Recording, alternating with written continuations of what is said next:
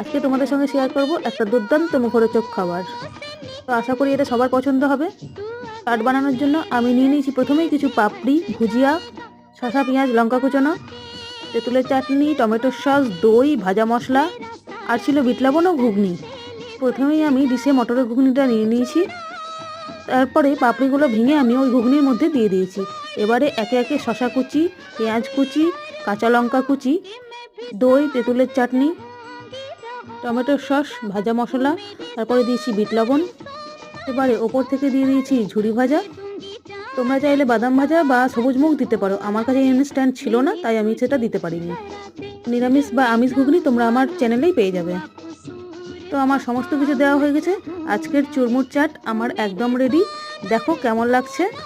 মেয়ের তো ভীষণ ভীষণ ভালো লেগেছে আর আমারও খুব ভালো লেগেছে। তো এবার থেকে আর বাইরের নয়, আমরা বাড়িতেই চাট বানিয়ে খাবো। টাটা।